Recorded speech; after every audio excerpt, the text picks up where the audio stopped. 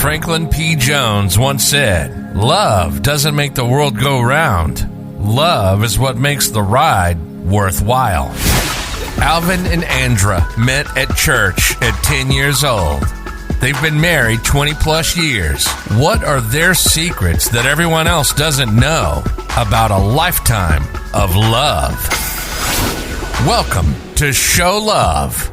Sitting down at the kitchen table and having authentic, non-scripted conversations. We're going to inspire, educate, and motivate couples. This is Show Love with Alvin and Andrea. Hey, babe, how's it going? How was your day today? Well, it's going pretty good. It was kind of long. I had a lot of stuff to do, and then I had to leave work for an appointment and go back. So I was able to finish everything I needed to do before coming home. So how was yours? Well, it was a short day. Not a whole lot going on today. Got in there and did a few things and sent out a few things. So that's about the gist of it today. It wasn't too bad. Didn't too many people get on my nerves today. That's good. Yeah, I was at work today. I was listening to my music as I always do. And this one song came on by Atlantic Starr, "When Love Calls." I had to start the song over because some of the lyrics in the song got my attention. When love calls, you better answer. You better answer. Don't let it slip away too many times. 'Cause love will never come again. That's what I'm talking about right there. Yeah, it is. And that the lyrics in that just says, don't let love slip away because it might never come back again. Yeah. And That's deep. That's deep. That's deep. And then what if you don't know it's love and you let it slip away? Yeah, and then the next thing you know, you done got away from you. Then the person that you was gonna be with, you see them with somebody else, and guess what? They done got married. They just done slipped away. They done slipped away from you, and now they living their life, and you mad. Yeah, songs really can be deep when it's in love. That's something. And that's weird that you would listen to it now. Yeah. And that's an old song, and that's your salt and pepper, baby. That's that salt and pepper. Salt and pepper. You're listening to it from a different perspective. That's my season. That's your season. That's my season. My Lowry's. Your season. Lowry's, My season. Yeah. The complete season now. Yeah. We're Complete season. Yeah. Switch We switch it up a little bit. Yeah, that's something, man. Songs have a lot of meaning to them. They do. And I guess love songs back in the day, that's what they did. They had a lot of meaning. I don't know what they got now, though. Yeah, they don't have too many love songs in some of the hip hop. It just went down a whole nother road. I don't understand nothing. All of them sound the same. I was done after Busted Bay. Yeah. I just remember that conversation just with when the girls were coming up, but that was supposed to be a compliment. Yeah, that just, wow. Yeah. But just going on your day-to-day routine and, you know, how we deal with our problems. You know, I'll be always thinking all the time. And most times when you have a problem or issue, you know, we try to talk to each other. But, you know, in the beginning it wasn't like that. No, because we were young, you know. Yeah, when you're young, you know, you have to have that growth. And, you know, you confide in a friend or a co-worker, you know, somebody that you're having problems with at home. And that's the worst mistake you could ever make. But to come to your defense, when you're early off in a relationship, those friendships at work and your homeboys and homegirls, you've had those friendships or relationships with them longer than the person that you've married. So it's typical for you to think that you can talk to them. But with time. Yeah. And sometimes it could be a long time. You realize the only person you can trust is your spouse. Yeah. The only one you can confide in and really talk to that, you know, friends, family, foe. I mean, you may hear it again or you may not hear it again. Yeah. And the one thing, too, I would say with problems is that you have to have empathy. You got to be able to put yourself in the shoes of your spouse and actively listen to what they're saying. I know through the years I've learned to do that. Like I just stop for a second and just put myself in your shoes and go, what is he trying to say? And then you have to learn to forgive and have honesty. And I really feel like you have to pray before you have them difficult conversations. Try not to go have a conversation when you're amped, because you have your feelings and your hurt and your pain, experiencing it, and you may not come out the way you want it to be. And you're gonna like this, baby. You want to make sure that you being an offensive player. Offensive? Uh-oh, and watch not out a now. defensive player when you have a problem. So you don't want to just go into the conversation as soon as you hear the word you start getting to the defense. We want you being the offensive and not think about how you, because that word you is a powerful word. It's a powerful word. The moment you hear the word you, or anyone hears the Somebody word you, feel that you pointing the finger. they automatically put on their shoulder pads. They like, okay, wait a minute now. You said you, so that means you talking about they me. They shut down, and you automatically going no, and what? And then what is the return? We've done it. But what me? Yeah. What about you? Yeah. You know what I'm saying? Yeah. So it's like one of those things where you have to really actively listen. And through the years, I think we've gotten good at just because you want to build not just a relationship, but build a friendship where you can look at that person and tell, hey, look, this means a lot to them. And if you love them, you listen to them to see what it is you can help them with through the years. And like I said at the beginning, it was not that way. But you want to make sure that you be a offensive player. Well, maybe I want to play all the positions on the field. Well, you play all the positions in the field, you be having a conversation by yourself. Huh? I might want to be the quarterback and the defensive back. No, you want to, like you said, first downs, make touchdowns. You want to end up in the end zone. Look at you trying to quote me. Look at you. You want to make sure that you offensively play your game. Offensively play your game. While you listening to. Okay. I can dig it. Can you dig it? I can dig it. Touchdown. I thought about an good old flashback memory when we were kids. You remember way back when I came over to your house and I rode my bike all the way over to your house. And how far was that? It took about 45 minutes. I don't know how many miles it was. It was about 45 minutes in the summer heat. Yeah. And boy, I tell you. I was so happy to see you out there. It was some hills. I just rode them hills down. Boy, it was a good ride coming. It was a good ride. Coming.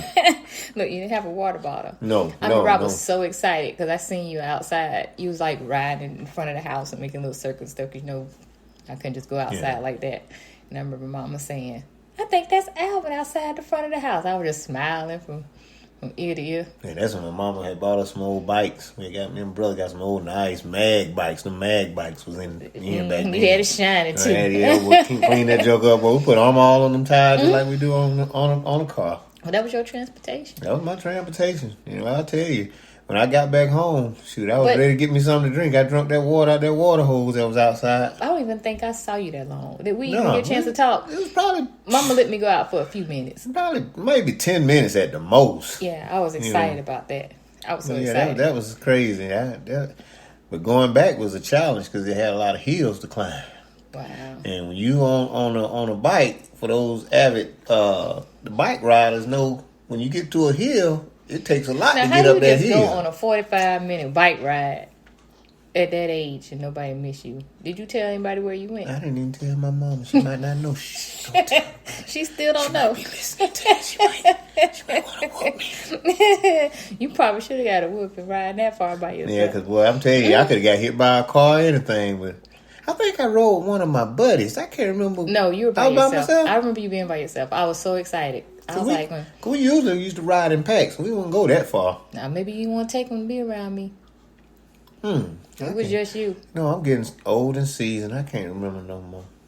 You remember that memory? You built a calf that day. Yeah, man. I built a calf. I was so excited because, like a couple of back muscles. Because we wouldn't see each other after that. That was it. You know? Sunday was our day. That was our date day. And Saturday at choir rehearsal. Choir rehearsal. 2 days back to back. I used to hate it. Well, y'all wouldn't come to church. I'm like, no, I ain't gonna get to see her this week. Be back on the phone for a whole nother week. Then you see her the next week. We used to always sit in the back of the church. Yeah. Sit back there, and the usher used to always come and look at us over there. We was managed. We were holding hands in church. That was a big deal, holding hands. I think we was what, about 12? Maybe 12 at that time. Yeah, when we started sitting together at church. About 12. And all the young people sitting in the back of the church. Everybody. Was anybody paying attention? I don't know. We love sitting upstairs. That was the thing for fun. Easter, boy. Yes. Yeah, that's a good memory. And then my memory is also at church. Since you brought that up, when I've always been an introvert, and back then I thought I had stage fright, but now come to find out in my later years I have what they call social anxiety, where I don't do well around crowds. And I remember I had a solo in the song, and it came time for me to sing. I was a soprano, and the sound just did not come out, and you sung my part for me. And I was so happy. And then afterwards, I remember you had big hands back then too. You put your hands on my shoulder. You said, "It's all right." And I was like, "Thank you, Alvin." Yeah, I had to bail you out, man. You sung that soprano. Yeah. I had to pull my pants up on that one. Yeah, you did. So I could hit the high note. I was so appreciative of you doing that, because I just remember looking out and the words just is not coming out of my mouth. You didn't skip a beat either. Did you know I was gonna forget the words? No. You just saved me. I just was ready to jump in. Oh, I was ready to jump in. Yeah, you were looking out for me then. Yeah, you saved the day for me many times too coming up. So that's my memory for back in childhood. Well, what about some good old proud moments? Yeah, but you know what? Those moments like that, like childhood memories and stuff, they should really help you in your relationship. Like sometimes, like we were talking about having problems, or like when you're dealing with the problems, you can just reflect back to those moments of those memories that you share. They really help. So I'm like, Alvin just and I'm like, oh, remember that time he rode the bike way over to the house, or I remember that time he was there for me. So sometimes we have to think about those, reach back for those memories. The good times. The good times where, and I think out of everything, I really like those innocent times where we were just innocent. And it was just fun. And just remember how you just felt love, and it didn't even cost you anything. Yeah, we had some good times. Most of our times were at church. They were at church. Vacation Bible school, the choir rehearsal. So just reflecting back on those, like you're doing this flashback now. Every now and then it's good just to think about those good things instead of thinking about what a person in your relationship or what your spouse is not doing. Think about the things that they did do. And that's positive things. I mean, things, yes. That's good for your soul. Yeah, recharge. Yeah, recharge. You need that. And you were saying something about proud moments. You had a proud moment? Yeah, proud moments, man. I tell you, with the girls, my proudest moment probably was when they graduated from high school. And I just felt so proud. It actually made me tear up when the youngest one got out of high school, and she just graduated from high school, because that was, to me, a milestone. For both to graduate from high school. And they graduated from high school, and then when the oldest went and graduated from college, that made me feel even more better. Yeah. Because, hey, she did that, and man. And we didn't know that. I think the biggest moment for me is you and I did that. We didn't know how we were going to, get her through college, and then for her to finish. I'm as a mother, I'm so proud of them when I see them in their own places, and I go there and they got their little pictures on the wall and little decorations and cooking food and stuff. And that's what I said. They cooking food. Yeah, was just really enjoy that. Because my proudest moment for them is like you when they finish school, and like with the youngest being in college now, and being the women that they are, because being the mother of daughters is a responsibility, and I know that I have taken that responsibility very seriously, and I've taken it as my responsibility, not my mother's responsibility or your mother's responsibility or my grandmother's. My responsibility in this day and age, this day and time, and with the guidance of God on who to have in their life, what type of role models should I have around them as women. They watched me, how mom interacted with women. How did I, or as a woman, what women did I allow to be around me and stuff. And so I remember for both of them, one of the biggest gifts I told them, I said, this is a big gift. It may not seem like it. I know you got your computers and your printers and stuff before you get ready to go to college, but just know this. I give you your freedom. You don't owe me anything. You don't owe me. You didn't check on your mama. You didn't call your mama. See about your mama. I'm okay. And because of that, I think we're very, very, very close. And I've promised myself that once my children left, I will allow them to be queens, not just my princess. Let them grow up, be able to read. That's the hardest thing you could do. And I understand now why that happens. It's one of the hardest things you could do is just let your child go. And let them be the king or queen they need to be. And when you do that, they will surprise you you'll be all right. Mama, you'll be all right. You know what I'm saying? So, in this short period of time of them being gone, I do feel that way. I feel like that's a proud moment to have them to function like that. And when we have conversations, I don't automatically become the lioness. I'm the mama. You know, we have good conversations where they're asking me they help me grow. You know, they look out for me, but they don't have that burden of the fact that they're responsible and that they have to meet an expectation every time they talk to me. So that proud moment, I share that with you. I think that's a very proud moment of watching them, knowing we did that. You and I, as parents. Felt very proud. Very proud. And we've made education something very important if that's what they wanted to do. And both of them decided they wanted to do it. And I'm very proud of that. So, we did that. Yeah. Thank you for being my co-pilot. You were super dad, though. You really was a super dad. And now I'm super granddad. Now you're super granddad. Oh, now that's so much fun. Now, the kids are kind of, the girls are kind of shocked at the grandparenting style. But that's their problem, right? I love my little grandbaby, but mama going to have to do all that heartful stuff that, tell her no. Because when you come over here, you know you finna get some of the sugary, sweet, everything, treats, and then we're going to send you back home to your mama. Yep, that's it. That is Get you sugared up. Yes.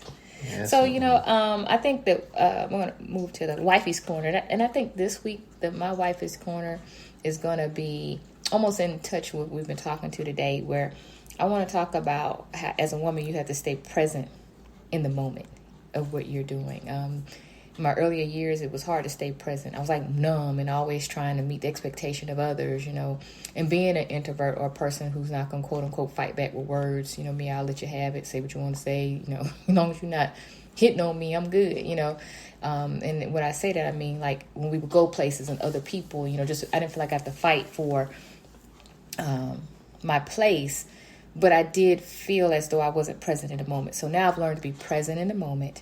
I've always been a forgiving person. I can't hold on to nothing very long. I just let you have it. But I think the biggest thing I've learned is as a wife, you want to make sure that the people you have around are equally yoked, because everybody's not wife material. I've always been selective on who I allow into my life. And sometimes I felt like, okay, I'm being too rigid. I got too many rules. But, even as far as recently, I've realized that that's just a good quality to have. Be very mindful on who you allow into your relationship. I have a dear friend. I've been friends for the longest.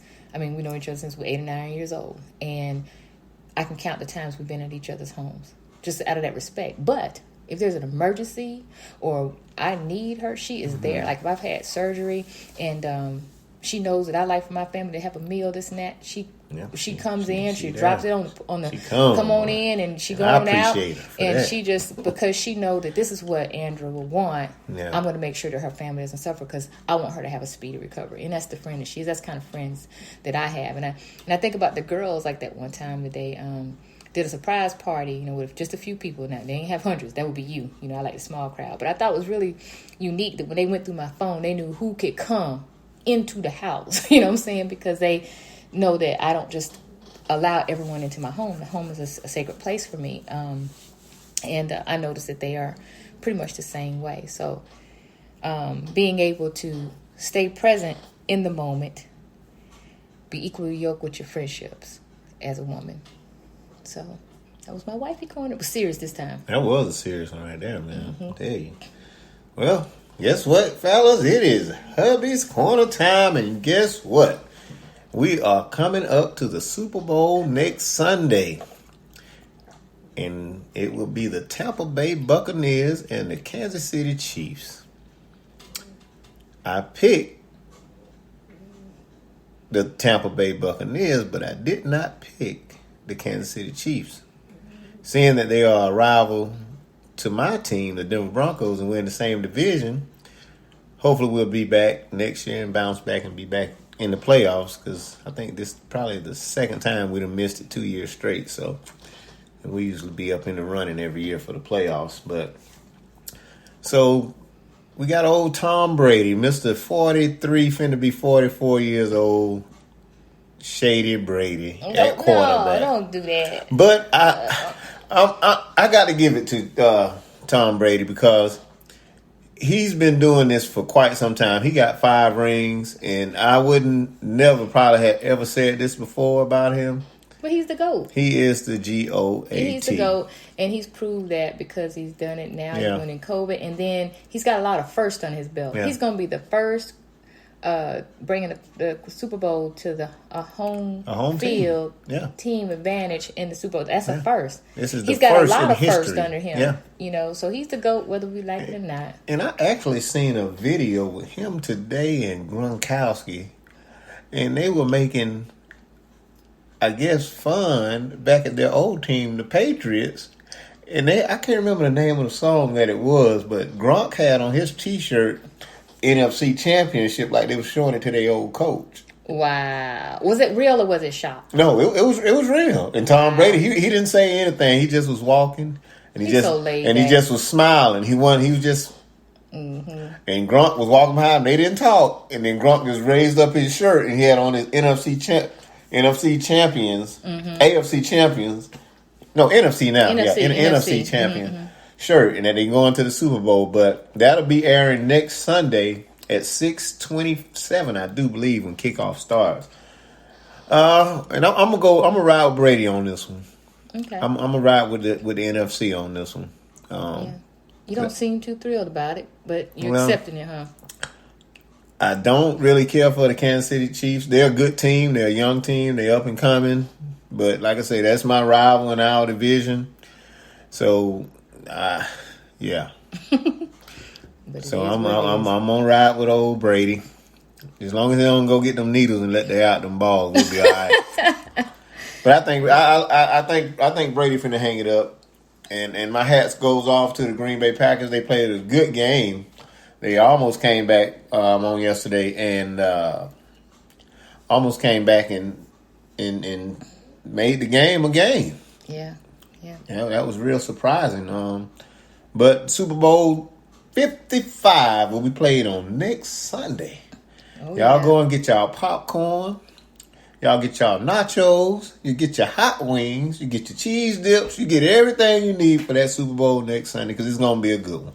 Yeah, I think it is too. It will be a good one. So, well, I know we got to get ready for tomorrow. I've got a few things I got to prepare, our lunches and things like that. So I guess until next time, what do we always say? Hey, show love.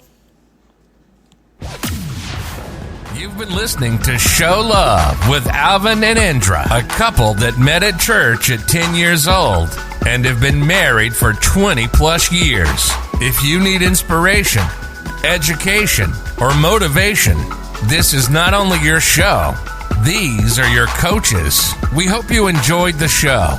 We know we had fun doing it, and we'll be back soon.